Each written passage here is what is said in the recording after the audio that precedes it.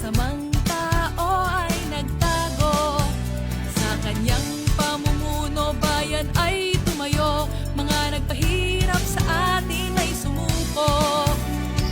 Akala natin ay panaginip lang, ang katahimikang nararamdaman. Akala natin ay pangarap lang, ang ginhawang nararanasan.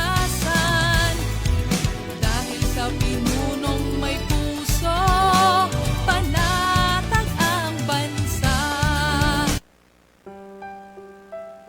Sara Zimmerman Duterte is a Filipino politician and lawyer. She is popularly known in the Philippines as Inday Sara. The nickname Inday means beloved in the Visayan language. In her baptism records, her name is Sara Vicenta, in honor of her grandfather, Vicente. She is the second child of Rodrigo Roa Duterte, the 16th President of the Republic of the Philippines, and Elizabeth Zimmerman Duterte, a former flight attendant and teacher. Sara is the first ever elected woman and the youngest vice mayor and mayor of Davao City. Her life is profoundly backdropped by her family's long history in politics and public service. Her socio-political acumen and leadership skills have been sharpened by the Duterte family's tradition of working in the government and serving the people. Sara's grandfather, lawyer Vicente Tete Gonzales Duterte, was governor of the then undivided Davao Province from 1959 to 1965. For 3 years, starting 1965, he served as the Secretary of General Services of former President Ferdinand Marcos. Before this, he served as acting mayor of Cebu's municipality of Danao from 1946 to 1948. Sara's Lolo Tete was a man remembered by many for his humility and magnanimity. Her grandmother, Soledad Gonzales Roa, was an educator who established a foundation in Davao City that served indigenous people's children needing education. On the other hand, Sara's maternal ancestry provided her with an acute understanding of the heart of the working class. Her maternal grandfather, Godofredo Baldazo Zimmerman, was the son of George John Zimmerman, a German-American missionary, and Cristita Baldazo, who hailed from Hilongos, Leyte. Her Lolo Godo worked his way up from crew to ship captain.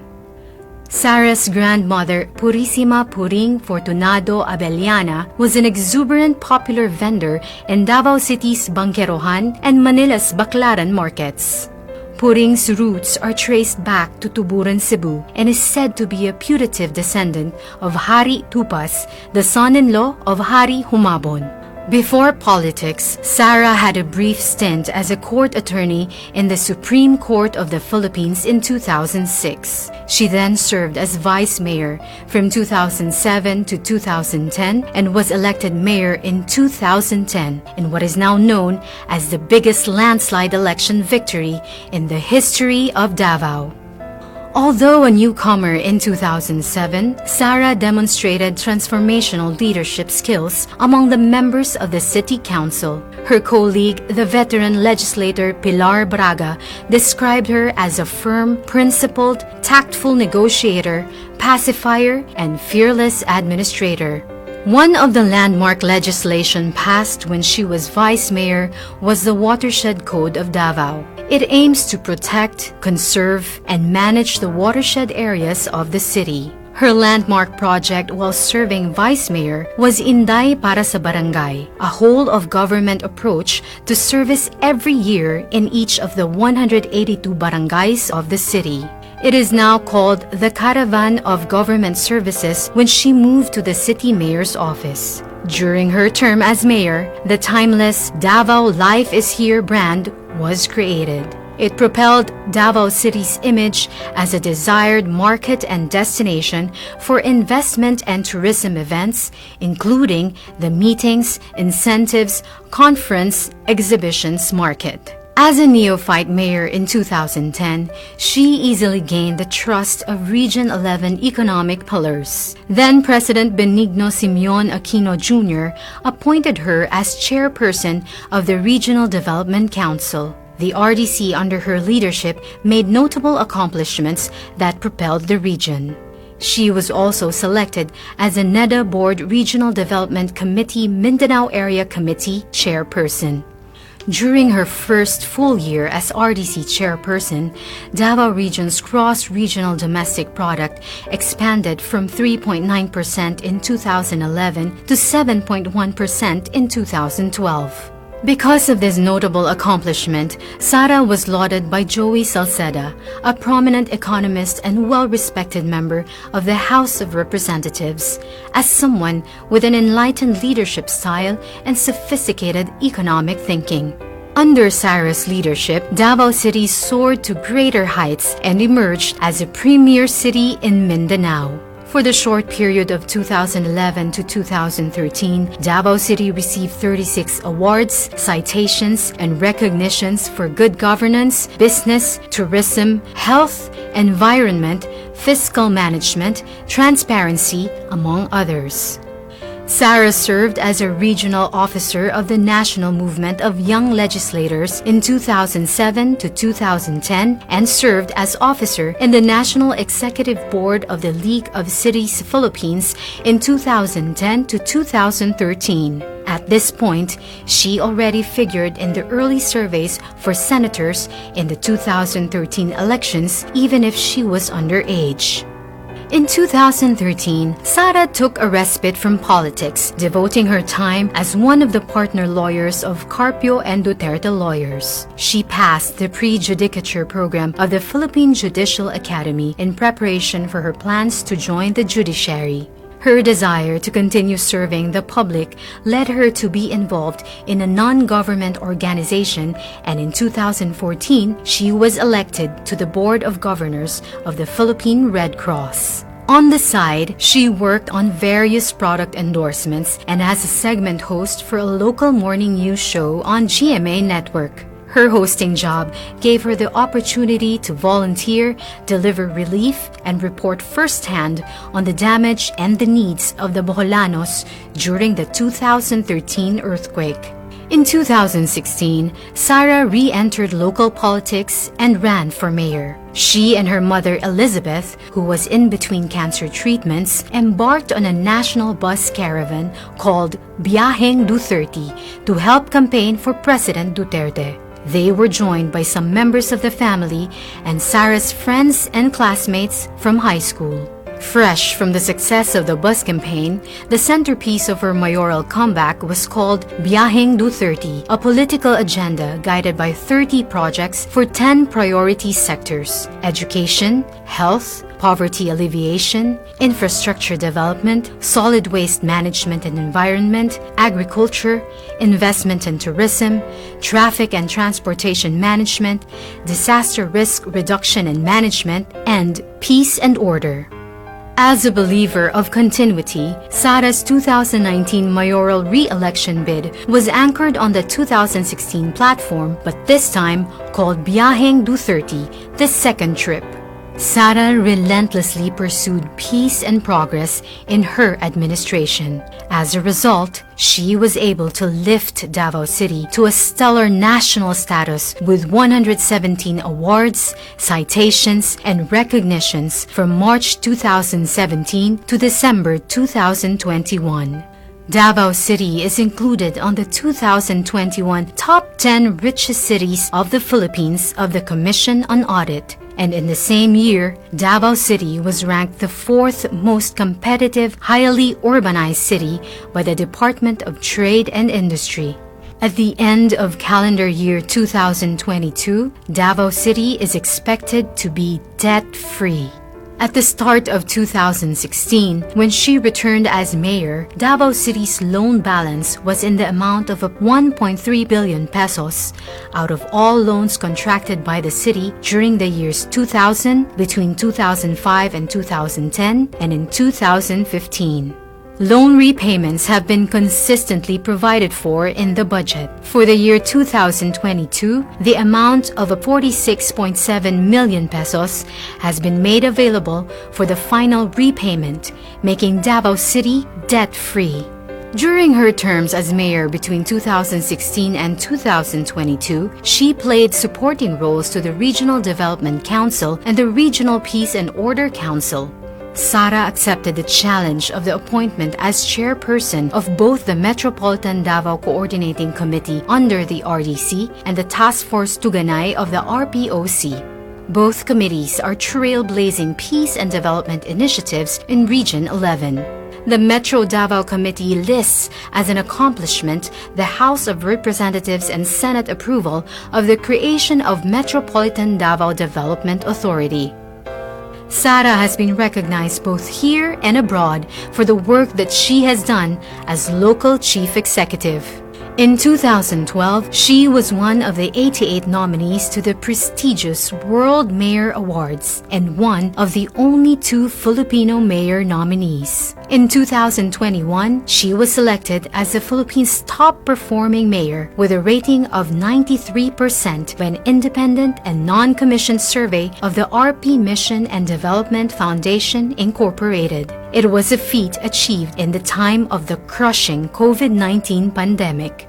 Foreign governments have also recognized Sara for her work, generously supporting and inviting her to learn from their countries. She was one of only 2 Philippine mayors invited in 2012 by the government of Israel to attend the 28th International Mayors Conference. In that same year, she also participated in the World Mayors Forum in Singapore. In 2018, Sara participated in an urban planning study tour in the cities of Tokyo and Kitakyushu with the Japan International Cooperation Agency. And in 2020, she attended the 88th Winter Meeting of the United States Conference of Mayors in Washington, D.C. Sara is an alumna of the International Visitors Leadership Program of the U.S. State Department. Her advocacies are reflected in the projects dearest to her, the Peace 911, Magnegosyo Taday, Pagbabago Campaign, and the Kian Gabriel Hotline. Peace 911 is a successful local peace initiative that practically brought stability to the once conflict area of Paquibato District in Davao City. The project contributed to the collapse of the New People's Army Guerrilla Front 55. Magnegosyo Taday is a livelihood support project that encourages entrepreneurship of women. The success of MTD spawned the Rainbow Magnegosyo Taday that intend to support entrepreneurship in the lesbian, gay, bisexual, and transsexual community. The Pagbabago campaign is a 2-pronged approach to solving interlocking problems related to poverty, children's education, and responsible parenthood. Through the Pagbabago campaign, children and parents in the communities are given bags branded as Pagbabago that contain reading materials on the importance of education and responsible parenting. Sara personally delivers these bags to children and parents. She uses her voice and influence to steer families into the right path out of poverty. The Kian Gabriel Hotline was created to allow anonymous reporting of child neglect and abuse that paved the way to rescue children in distress. The hotline was created in memory of 2 children in Davao City who died because of abuse. Since its operationalization in October 2016 and as of January 2022, no child has died at the hands of abusers in the city. In 2018, Sara led the creation of Hugpong ng Pagbabago, a region-wide political party aimed at creating a strong, peaceful, and developed region that can become a symbol of hope for our country's progress. Just like in 2016, she also went around the country in 2019, but this time on her favorite big bike, a 900cc Yamaha XSR, she fondly named Ella to help campaign for senator candidates. In November 2021, Sara took her oath as a member of the Lakas Christian Muslim Democrats National Party. Sara is currently the chairperson of both the HNP and Lakas CMD. Sara is an adopted member of the Philippine Military Academy Maharlika Class of 1984 and the Philippine National Police Academy Tagapagkalinga Class of 1991. She is a member of the Philippine Coast Guard Auxiliary and the Armed Forces of the Philippines Army Reserve Command. She holds the rank of Colonel and is currently the Assistant Brigade Commander of the 2202nd Ready Reserve Combined Arms Brigade, Philippine Army. She has received several medals, ribbons, badges, and citations for her work in Davao in support of the Armed Forces of the Philippines.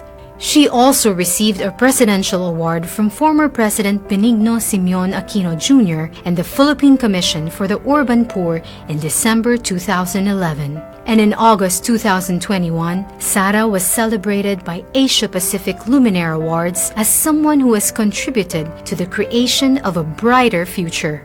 Sara is a Bachelor of Science in Respiratory Therapy graduate from the San Pedro College in Davao City. She received her Juris Doctor degree from the San Sebastian College Recoletos in the city of Manila.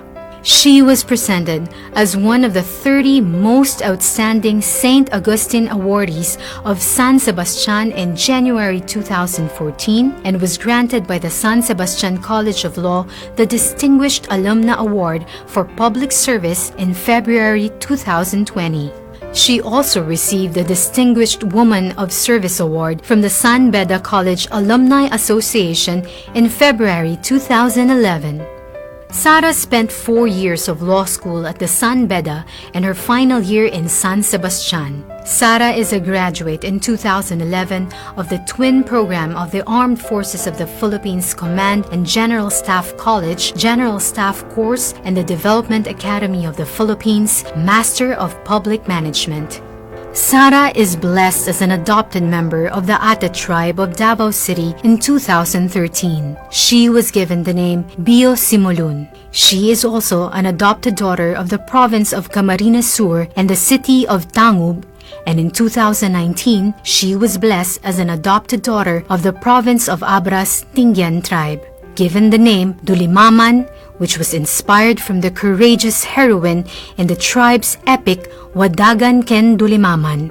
Sara was once involved in an infamous punching incident of a court sheriff in 2011. She has twice publicly apologized for what happened and was suspended by the Department of the Interior and Local Government and reprimanded through an administrative case. Looking back, she describes the sad incident as a turning point in her life as a politician, a constant reminder not to embarrass the mandate given to me by the people.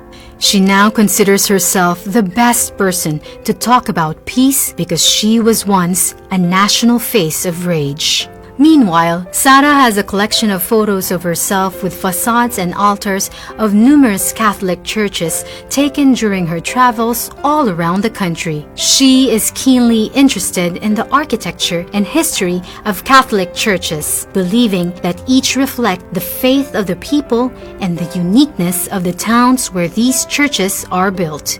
She is married to fellow lawyer Manassas Reyes Carpio, and they have 3 children named Shark, Stingray, and Stonefish. Inday Sara is undoubtedly no magician, but the strength of her heart to lift everyone and soar high, fight, and win makes her second to none. Dapat pantay-pantay ang lahat. Walang kasarian, edad o relihiyon. Walang mahirap, walang mayaman. Ang kailangan ng bansa, pagkakaisa ng bayan, disiplinadong mamamayan, tuloy-tuloy na kaunlaran. Tunay, love you! Huwag ka mag-alala, number 1 kita! Siya'y isang simpleng tao, aking napatunayan. Mapagpakumbaba sa madla at maging sa kaibigan. Siya ay idolo ng marami, matanda at kabataan. Idolo ng inyong lingkod at tunay kong hinahangaan. At ngayong nakita ko na ang tunay na agila sa buong Pilipinas, siya'y aking ipapakilala. Eto na, Inday Sara, here she comes. Duterte! Eto na, Inday Sara, here she comes. Duterte! Di tayo pababayaan, bayan ay aalagaan. Eto na, Inday Sara, here she comes. Duterte! Eto na, Inday Sara, here she comes. Eto na, Inday Sara, here she comes. Duterte! Di tayo pababayaan, bayan ay aalagaan. Eto na, Inday Sara, here she comes. Duterte! Assalamualaikum warahmatullahi wabarakatuh sa mga kapatid nating Muslim. Mayang buntag at magandang umaga po sa inyong lahat at welcome po dito sa Sara All For You Live. Sa ngalan po ni Mayor Sara Duterte, ako po inyong lingkod, Tek Ocampo. Sa nagpapatuloy na mahalin natin ang Pilipinas Right, alamin natin mula mismo kay Mayor Sara ang kanyang mga karanasan habang nililibot ang iba't ibang lugar sa bansa. Yan at iba pa, abangan natin maya-maya lang. Pero bago niyan, narito muna ang isang magandang proyekto na ipinagmamalaki rito sa Davao City. Panoorin po natin. Ngayong araw na ito, isa na namang magandang proyekto ng Davao City ang ating pag-uusapan. At kasama po natin si Sir Norman Baloro, Commissioner ng Presidential Commission for the Urban Poor, at siya rin ang nasa likod ng Tulong-Dunong Student Financial Assistance Program ng Special Projects Office of the City Mayor's Office and the City Government of Davao. Good morning, Commissioner Norman, and welcome back sa Sara All For You for pang-ilang time na? For the fifth time. Welcome back dito. At lagi tayong nagtitwining, no? Sa ating mga suot na mga damit. I'm happy to see you. Good morning.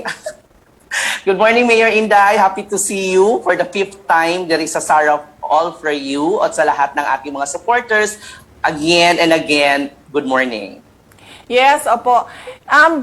Explain ko lang sa ating mga kaibigan sa buong mundo kung bakit pabalik-balik na ito si Commissioner Norman Baloro dito. Hindi ko po siya paborito. Okay, paborito ko lahat ng mga empleyado ng City Government of Davao. Pero gumawa po talaga ako ng special project sa team sa City Mayor's Office dahil sa sobrang dami ng trabaho na ng iba't ibang mga offices dito sa City Government of Davao ay hindi na nila kaya mag-absorb pa ng iba pang mga utos at mga projects at mga trabaho galing sa City Mayor's Office. So, when Commissioner Norman Baloro approached me, sabi niya, ano ba ang maitutulong ko for Davao City? Aside from being the commissioner sa PCUP, so sinabi ko sa kanya na tulungan mo ako dahil ang daming mga projects na kailangan gawin and hindi na kaya ng mga iba't ibang offices sa City Government of Davao. Kaya po, madaming nagawa ang Special Projects Team ng City Mayor's Office. So, isa na namang project natin ang pag-uusapan ngayong umaga, Commissioner Baloro, no? Itong Tulong-Dunong. Tulong-Dunong. Yes, it's a Tulong-Dunong Student Financial Assistance Program, Mayor, na naibahagi natin sa ating mga college students, no? Na lalo na sa mga private schools and colleges which na-accredited po under the Commission on Higher Education. Kayo po ang nagbigay sa akin ng instruction to coordinate with the Commission on Higher Education both from Central Office and Region 11 kung paano natin ma-utilize ang kabuuang 300 million pesos na maipamahagi natin sa ating mga deserving, indigent, but however, no, sabi mo nga, lahat, kahit na mayaman o mahirap, as long as they are qualified based on our eligibility guidance and policy, i-accommodate natin sa ating Tulong-Dunong Student Financial Assistance Program. Yes, oo. Nakikita natin ng pattern natin na Commissioner Norman Baloro, no? So, ibang projects natin, stand-alone siya ng City Government of Davao o ibig sabihin, pera lang ng City Government ang ginamit natin. And then yung ibang project naman natin tulad nung laptop and tablet sharing, meron tayong private sector partner na katulong natin doon sa project na yon. And ito naman ngayon, nakikita natin na this is a project by the City Government of Davao in partnership with the Commission on Higher Education. So, pwede mo bang ibigay ang background? Paano tayo nagkaroon ng partnership with SHED? Dahil din ito sa isa pang project natin dito sa Davao City. Ito yung high priority bus system natin na project. And doon sa project na yon, meron siyang social program component na kailangan natin tulungan yung mga drivers and their families, jeepney drivers and their families na ililipat sa ibang rota. So mawawala na sila sa main route dahil may bus and lilipat sila sa mga secondary routes. So merong hinanda na social intervention na para sa kanila. And, Commissioner Norman? Yes, it's true, Mayor. No? Isa ang ating tulong-dunong Student Financial Assistance Program ay isa lamang component sa sinabi mo kanina na part of the non-financial package na ipimahagi natin under our High Priority Bus System Project na maapektuhan ng mga PUJ drivers and operators ng dahil sa programang ito.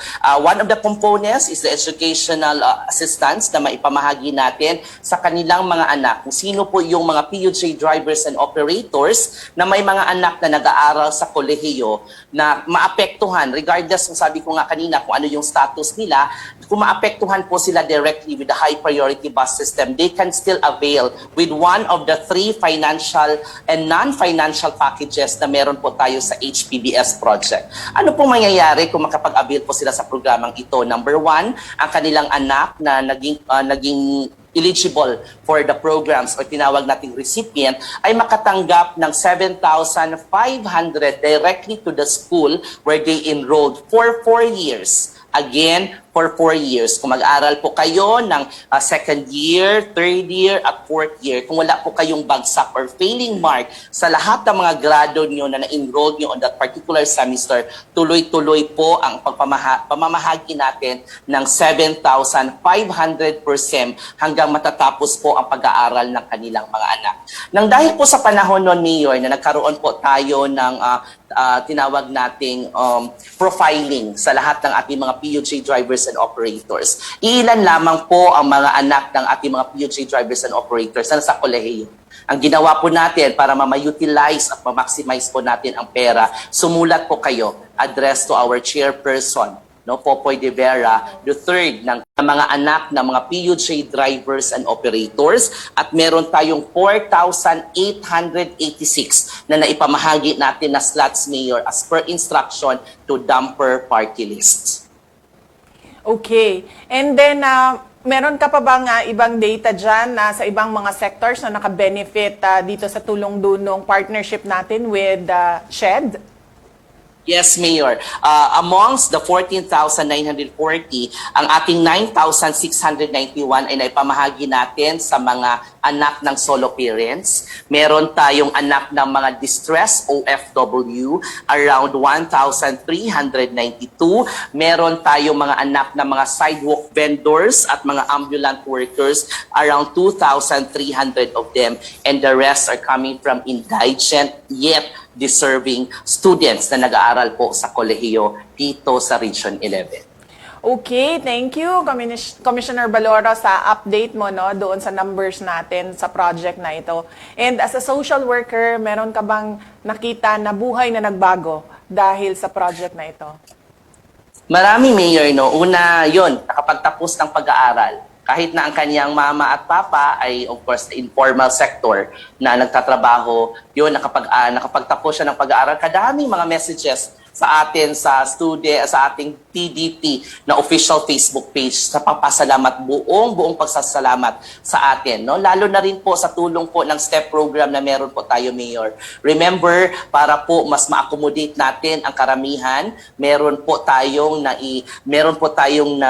nailipat, na i-transfer from the Office of the City Mayor na EBSU, no, yung programang ating STEP program o Scholarship on Tertiary Education Program, na i-transfer natin sa tulong-dunong program sa yung Type C na meron tayong mga beneficiaries, kasi the same naman din po ang amount at yung packages na pwede natin maipamahagi sa kanila para lang din na ma-augment at maparami pa rin po ang mga recipients na makapag-avail ng ating mga scholarship grant na ino-offer ng Office of the City Mayor, ng Local Government Unit at ng CHED. Isa din sa mga impact na hindi natin makakalimutan, Mayor, ay yung mga nag-aaral, yun pong nag-aaral, Mayor, na wala po silang parents. They are living alone. No? Parang ito yung mga bata, ito po yung mga bata, Mayor, na nagtatrabaho on their own. Naging self-sufficient po sila. Most of them are working in the Jollibee and other fast foods na meron tayo at nakapagtapos po ng dahil sa TDP. Yes, and thank you very much once again, Commissioner Norman Baloro, for sharing with everyone yung mga nagawa natin for Davao City in the hopes that their lives will improve and their lives will be better because of the city government of Davao. And message mo sa lahat ng mga kabataan na nag-iisip na tumigil sa pag-aaral. Ayan, mensahe ko po sa lahat ng ating mga future leaders sa buong bansa, no, at sa buong mundo. Tatlo lamang po ang aking mensahe. Una, don't forget to honor, respect, and love your parents dahil sila po ang mga tao na hindi natin mapipili ni numan.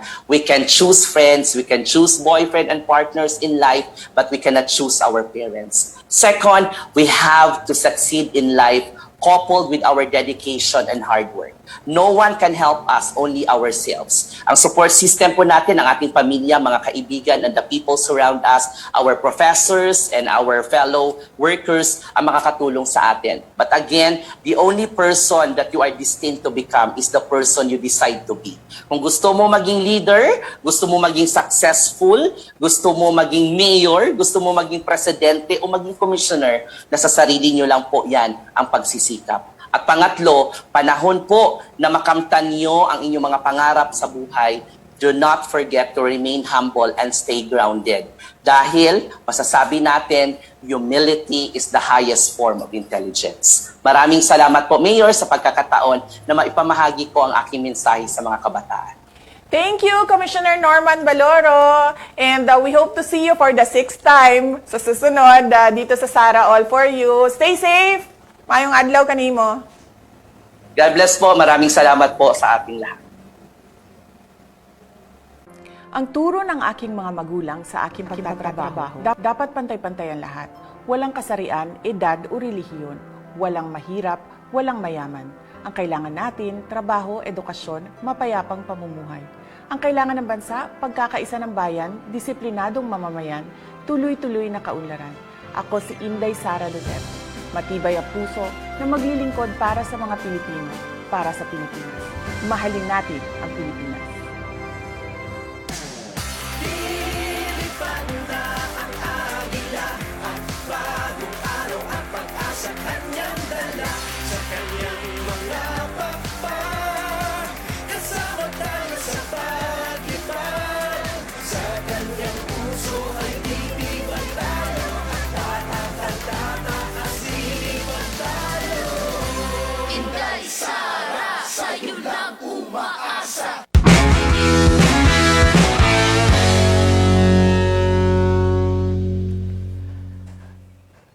Welcome back po sa Sara All For You. Mahigit 2 linggo na po ang Mahalin Natin ang Pilipinas Ride.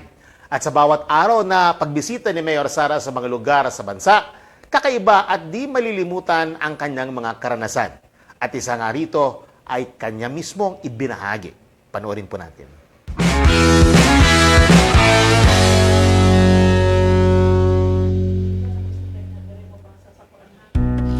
Magandang araw sa inyo lahat. Day 16 na po ng Mahalin Natin ang Pilipinas Ride. Maaga po kami umalis ng Tuguegarao City, 4 a.m. Kami umalis para magbiyahe papuntang Ilocos Norte. Kahapon, day 15, meron tayong mga natanggap na mga bulaklak. Ang ginagawa po natin, hindi natin tinatapon itong mga bulaklak na natanggap natin sa lahat ng mga araw ng Mahalin Natin ang Pilipinas Ride. Naghahanap po tayo ng simbahan at nag-aalay tayo ng dasal para sa Pilipinas, para sa mga tao na nagbigay ng bulaklak, and of course, para sa ating mga personal na prayers sa Diyos. Nandito tayo ngayon, 6:35 a.m. sa Sanchez Mira sa province of Cagayan. Nakahanap tayo ng isang simbahan. Ako ay merong mga collection ng mga pictures ng mga fasad o harap buildings ng simbahan. Kasama na rin yung mga altar dahil interesting siya para sa akin dahil walang dalawang simbahan ng pareho ang itsura at walang dalawang altar na pareho ang itsura. Lagi yung simbahan may kani-kanyang story at laging nagre-reflect siya sa story at kultura kung saan siya na lugar na Nung nalaman ko si Mayora ang dumating ay siyempre, we have to be open to everyone, to everybody. So wala tayong pinipili, walang kinikilingan. Basta, well, most welcome kapag kayo sino pumupunta dito. mula dito sa Sanchez Mira, Cagayan Province, 1 hour na lang para doon sa ating first stop. Pagkatapos natin na mag-breakfast, tuloy-tuloy tayo doon sa Pagudpod, Ilocos Norte, kung saan sasalubungin tayo ni Apo BBM para sa ating mga caravan sa Ilocos Norte at Ilocos Sur. Amin. Amin. 1, 2, 3, go!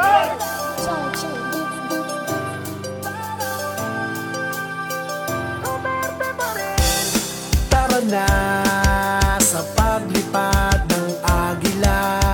Ang saya-saya ko po. Ang saya-saya ko po. Ang ganda niyo po. Ang saya-saya niyo po. Lalo na yung susunod na presidente. We are very happy and we're very grateful na nakadaan siya dito sa amin.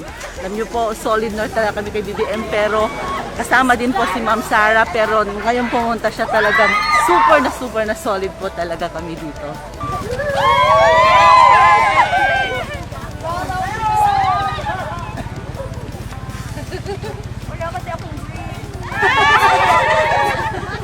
Okay lang yan, ma.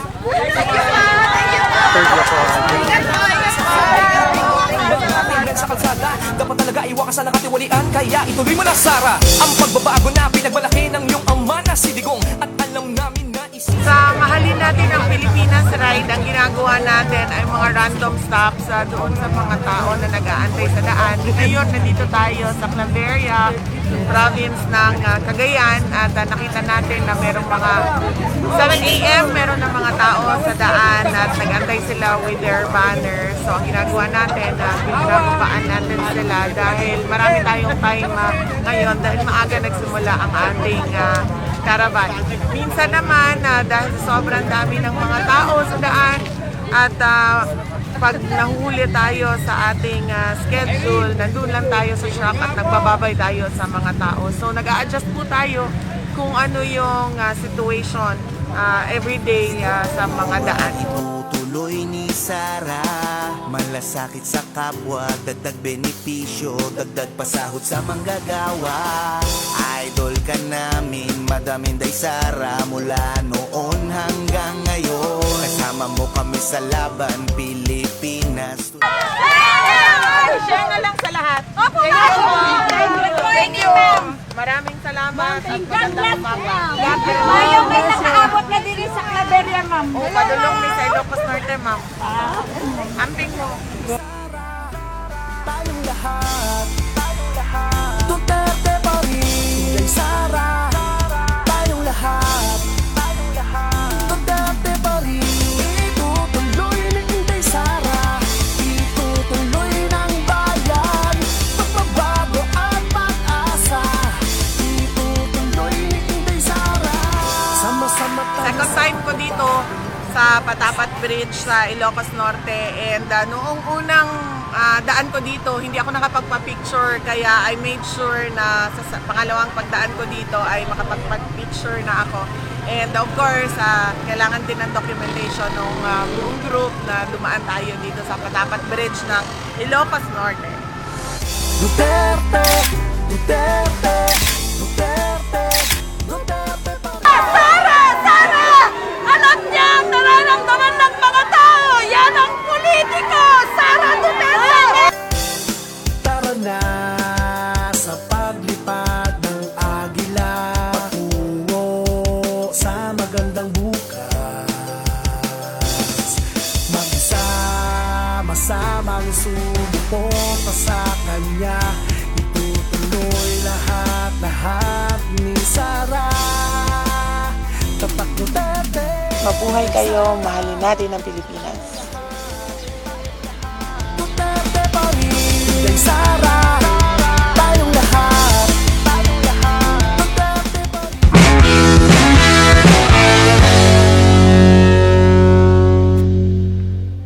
Ngayong araw araw, tutulak ang Mahalin Natin ang Pilipinas Ride Team sa Region 3 na magsisimula sa probinsya ng Pampanga. Samantala, nitong weekend, binisita naman ni Mayor Sara ang mga lugar sa Pangasinan bago tumulak ang unit team sa Caloocan City sa Metro Manila. Balikan po natin ang ilang highlights.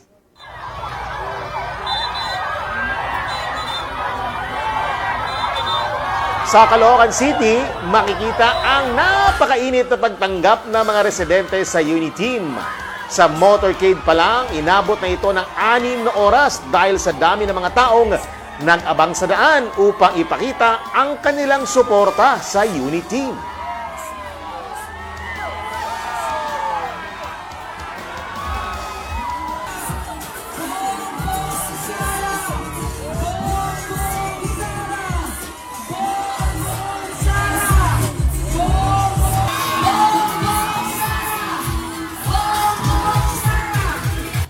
At pagkatapos ng mahabang motorcade, nagtuloy-tuloy naman ang unit team para sa Grand Rally sa Barangay 185 sa North Caloocan.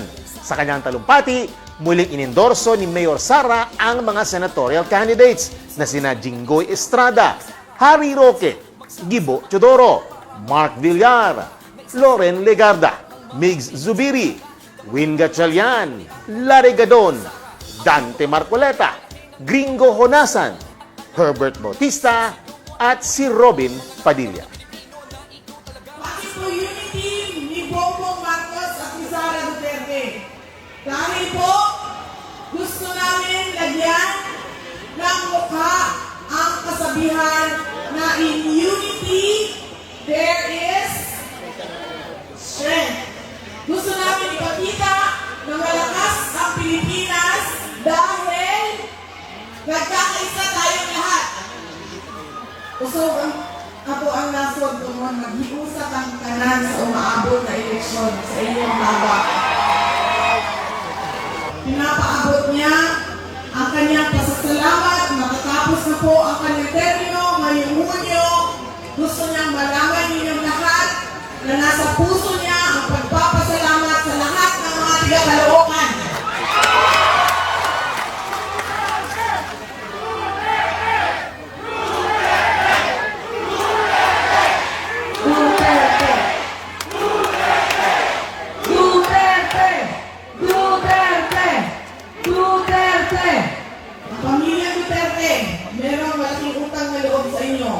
Suporta ninyo at pagmamahal ninyo. Ang bayad ng pamilya ay ako. At ang aking pangako na gagawin ko ang lahat sa aking trabaho upang meron tayong mapayapang pamumuhay dito sa ating bansa. Ako po si Sara Duterte, tumatakbong Vice Presidente, humihingi ng inyong suporta. Mahalin natin ang Pilipinas. Mabuhay ang Caloocan! Mabuhay ang Pilipino! Sobrang dagang salamat. Maraming salamat. Maayong gabi sa inyong kanan. Mayor Inday Sara Duterte! Patuloy po nating abangan ang mga kaganapan sa Mahalin Natin ang Pilipinas Ride dito po sa Mayor Inday Sara Duterte Facebook page at Inday Sara Duterte YouTube channel.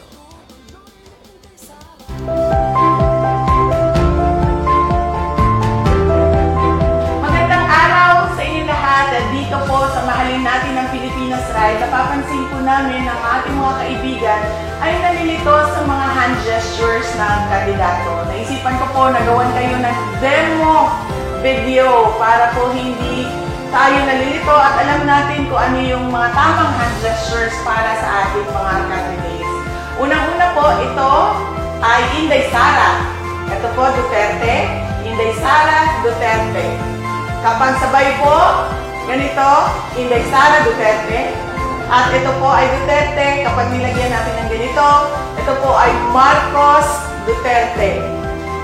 Ito po ay Marcos, hindi po baliktad. Dahil iba po ang meaning kapag binaliktad natin ang sign na ito. Dapat ganito po, victory for Marcos. Kapag Marcos, Inday Sara, ganito naman po. Yan po ang iba't ibang mga hand gestures natin na ginagamit natin sa ating kampanya. So ulitin ko po, Inday Sara Duterte, kapag kinumbay natin, yan ay Inday Sara Duterte. Ito po ay Bongbong Marcos, hindi po pabaliktad, dapat po nakaharap sa inyo itong pang ng hand. At pag dinagdagan niyo po dito, ito po ay Marcos Duterte. At ito naman ay Inday Sara Marcos. Yan po, sana po ay nakakatulong sa inyo at hindi na kayo malito kung ano-ano yung mga hand gestures na mga ginagamit natin sa ating kampanya. At sana makatulong din siya sa pangangampanya ninyo lahat. Maraming salamat! Magandang araw muli sa inyo lahat.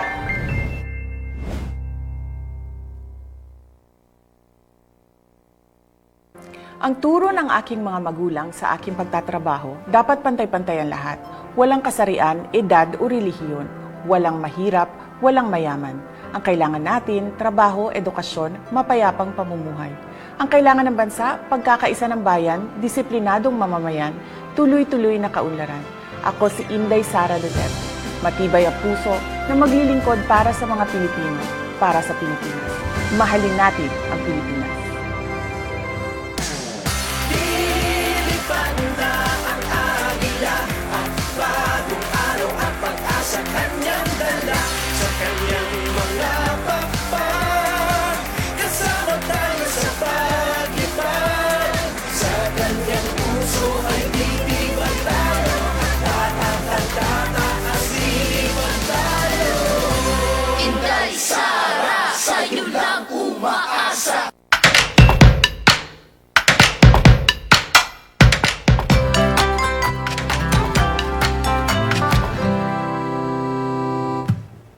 Bago po tayo magbasa ng messages mula sa ating mga viewers, shoutout muna sa mga grupong sumusuporta kay Mayor Sara Duterte. Isda or Inday Sara Duterte ako, Isip Pilipinas o Inday Sara, ikalawang Pangulo ng Pilipinas, at Sara tayo. Yan po, magbabasa na po tayo ng mga messages mula sa ating mga viewers. Starting off with... Ayan, mula kay John Mark Pesidas II, watching here in Panabo City, Davao del Norte, at magandang umaga po sa inyo, Mayor Inday Sara, our future Vice President in the Republic of the Philippines, and God bless po sa iyo, Mayor. Maraming salamat, John Mark, and I'm sure natutuwa si Mayor Sara Duterte at the buong UNI team sa inyong suporta. Mula naman kay Lorenzo Enrico Rojas, good morning to our Davao City Mayor Inday Sara Zimmerman Duterte Carpio, Vice President, and to Councilor Tek Ocampo. Uy, salamat, Lorenzo, ha? Salamat sa suporta. At I'm sure matutuwa si Mayor Sara. At ako rin natutuwa sa inyong suporta. Maraming salamat. Mula naman kay Gemma Neri, always support Duterte family from Asuncion, Davao del Norte. Maraming salamat po sa lahat ng mga taga Davao del Norte na sumusuporta kay Mayor Sara Duterte at sa buong UNI team. Mula naman kay Art Noel, shout out po Masada, Camarines Norte. Maraming salamat po Masada sa Camarines Norte sa inyong pagsuporta sa Sara Duterte at kay Bongbong Marcos at ang buong UNI team.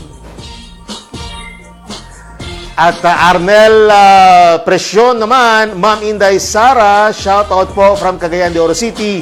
Solid kami for you as VP of RP. Good luck, Ma'am Inday.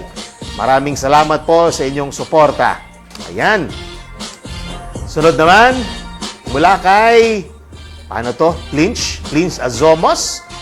Good morning, Mayor Inday Sara and Sir Tek. Maraming salamat po. At magandang umaga din po sa inyo at mag-iingat po kayo lagi. Ayan. Mura naman kay Refugia Len. Hi, Mayor! Pa-shoutout po. I'm Melanie Refugia from Alaminos City, Pangasinan. Maraming salamat po, Refugia, sa iyong patuloy na pagsuporta kay Mayor Sara Duterte. I'm sure natutuwa si Mayor Sara sa inyong suporta, hindi lang sa kanya, maging sa UNI team. Sunod naman, mula kay Teresa Fornolles. Hello, everyone! Watching from Catalunan Grande, Sitio Turil, Davao City. Grander o Grande? Grander, Sitio Turil, Davao City. Maraming salamat sa inyong suporta. God bless po at mag-ingat po kayo. Mula naman kay Elmer de Guzman. Pa-shoutout po kami dito sa Maris Village, Barangay San Bartolome, Novaliches, Quezon City, Solid BBM. Maraming salamat po sa iyong suporta sa BBM Sara Unity Team. Maraming salamat. Mula naman kay Ellen Tony D. Royo. Hello po, Mayor Inday Sara Duterte. Pa-shoutout po from Balanga City, Bataan po. More power po sa inyo, our future Vice President. Ingat po palagi. Marami pong salamat sa taga-Bataan. Maraming salamat sa patuloy na pagsuporta sa BBM Sara Unity. Mula naman kay Naomi Bardec Kato, mayong buntag, Ma'am Mayor Inday Sara Duterte, watching from Japan. Maraming salamat po sa ating mga OFW na sa Japan sumusuporta sa BBM Sara Unity. Mag-ingat po kayo at God bless po sa inyo lahat dyan sa Japan. Mula naman kay Edmund Fernandez, Madam Sara and Sir Tech, pa-shoutout po to my alma mater, University of Mindanao, Davao City, solid here from Saudi Arabia. Maraming salamat po sa ating mga kababayan dyan sa may Saudi Arabia sa patuloy niyong pagsuporta sa BBM Sara Unity. At may isa pa, no? Wala na. Shoutout naman, meron pa, from Nagdi Jalino, watching from Barangay 180 Lower Little Baguio, Miramonte Heights, Caloocan City. Ay, maraming salamat po. Kagagaling lang po ng BBM Sara Unity Team sa inyong lugar. Maraming salamat sa inyong patuloy na pagsuporta. At mula naman sa tropang 61MC, G1MC, ayan. Okay, G1MC at Dabaweños Dance Squad o DDS. Ito yung mga nagtuturo sa amin na sumayaw ng mga Sara dance steps. God bless po at ingat po kayo. At mga kababayan, at dyan po nagtatapos ang Sara All For You ngayong araw ng Lunes.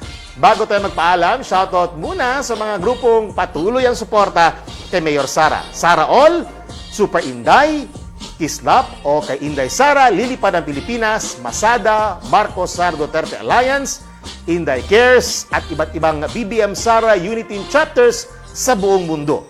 Maraming salamat sa inyong patuloy na pagsubaybay sa ating episode dito sa Sara All For You. Muli pong paalala sa lahat, wear your face mask, observe social distancing, at magpabakuna po o booster shot po tayo.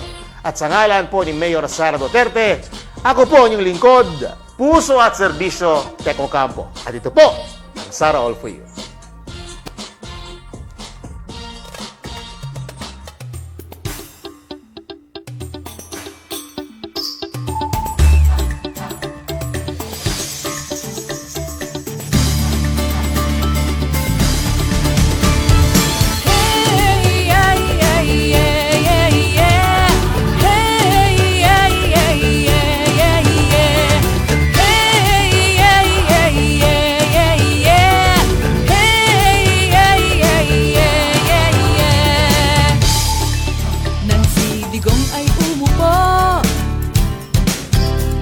Masasamang tao ay nagtago. Sa kanyang pamumuno bayan ay tumayo. Mga nagpahirap sa atin ay sumuko. Akala natin ay panaginip lang, ang katahimikang nararamdaman. Akala natin ay pangarap lang, ang ginhawang nararanasan. Dahil sa Pinoy